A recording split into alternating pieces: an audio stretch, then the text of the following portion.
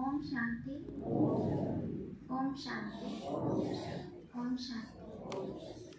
माता जी देखिए, आज जो हमारी दादी जी हैं उनका बरसोती दिवस है। तो वैसे तो मैं एक गीत तैयार करना चाहती थी, लिख रही थी, लेकिन उसको अभी टाइम लगेगा। तो एक मैं आप लोगों को बात बताना चाहती हूँ।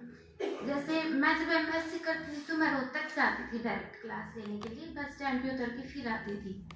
तो जैसे अभी अंदर प्रेमा माता सीता माता भोग डालती है ना, तो दादी जी भोग डालते थी, मैं बांटती थी। और जैसे लास्ट में, सबसे लास्ट में मैं भोग लेती थी ना, तो जो दृष्टि देती थी ना दादी जी, वो दृष्टि अभी तक भी मन में जो है ना फील करते हैं, एकदम रहती है अभी भी। क्योंकि उनकी जो दृष्टि है वो एकदम, उनकी पॉजिटिविटी जो है ना वो अपनी ओर ऐसे आकर्षित करती है कि आप उसमें एकदम गुम हो जाओगी। एक बार के लिए जो भी आपकी परेशानी है वो आप भूल जाते हो। क्योंकि मैं कभी भी उदास होती थी या मैं लेट हो जाती थी ना, कभी कभी तो मेरी क्लास में जब पहुंचती थी यहाँ, जब भोग बट जाता था तो मैं यहाँ बैठती थी, तो दादी जी एक बात बोलती थी, एकता क्यों होया, ये बोल के। और फिर मैं कहा दादी जी आज तो लेट हो गई। दादी जी बोलते थे कोई ना बाबा रे यार, ये लाइन बोलते थे। फिर जब हम मधुबन में गए, तो जब हम ऊपर गए ना, वहाँ जहाँ पर बाबा कभी साकार में मिलते थे एक एक से, हर किसी से, जैसे प्रदीप भैया बता रहे थे, तो मैं दूसरी बार गई थी। मैंने प्रदीप भैया की बातों को तो रहने दिया, मैंने अनसुना कर दिया। उस टाइम मुझे दीदी ने भी बताया था और दादी जी ने भी बताया था, जब बाबा मिलते थे ना, जब बाबा मिलन होता था तो दादी जी मिले थे वहाँ। और मुझे वहाँ जो कुर्सियाँ डली हुई थी ना, वहाँ पे क्या दिखा कि हमारी जो दादी जी है ना वो बेहोश हो गई थी उस टाइम एकदम। जब वो बाबा मिलन कर रहे थे ना, तो देव भान वो भूल गए थे एकदम। तो उस टाइम मुझे वहाँ ना बाबा दिखे, न ब्रह्मा बाबा।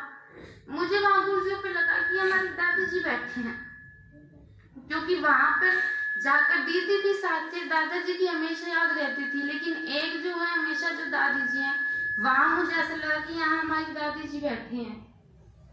अभी तक भी जब एक बार की बस बात है, मुझ में ये होता, पता नहीं, जब मेरे दादाजी एक्सपायर हुए थे ना, तो मुझे एक रात पहले से सपने में आ गया था। फिर मुझे पता नहीं था कि भाई बोलना होता है, नहीं, मैंने पापा मम्मी को नहीं बताया था। तो फिर अगले दिन रात में खबर आ गई थी। ऐसे ही मेरी दादी जी का टाइम आया तब हुआ, ऐसे ही मेरी नानी जी का। तो जब दादी जी बीमार थे ना, तो उससे पहले मैं क्लास में एक दिन नहीं आई थी, मेरा एग्जाम था। तो मुझे एक दिन पहले फोन, मतलब रात में मुझे सपने में दिखा। और जिस दिन अपने दादी जी ने शरीर छोड़ा था, उस दिन बहुत तेज बारिश हो रही थी, बहुत तेज।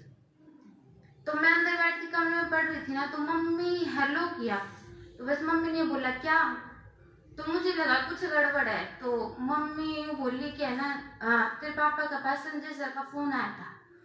मैंने बोला दादी जी हैं मम्मी जी, ये बोले वो नहीं। तो एक उनका जो आभास है ना वो हमेशा रहता है। और उनकी जो पॉजिटिविटी है कि जब आप आज भी याद करोगे ना उनको, वो उनकी आंखों में हमेशा जो देखना है, आप सब कुछ अपनी परेशानी भूल जाओगे। आज भी जब भोग डलता है ना, तो भोग की जो अगर हम कहें ना, जो सबसे ज्यादा उसमें हम वाइब्रेशन महसूस करते हैं तो दादी जी का है। तो अभी तक भी जो भी ये भोग है, और हर एक स्मृति में हमारी दादी जी के मतलब सिवा हम कुछ भी सोच भी नहीं सकते कि दादी जी के मतलब इसको छोड़ करके हम कुछ इसमें अपना सपोर्ट वगैरह वो कंप्लीट कर सकते हैं।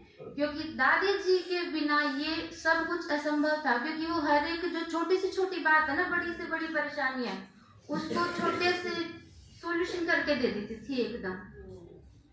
तो ओम शांति।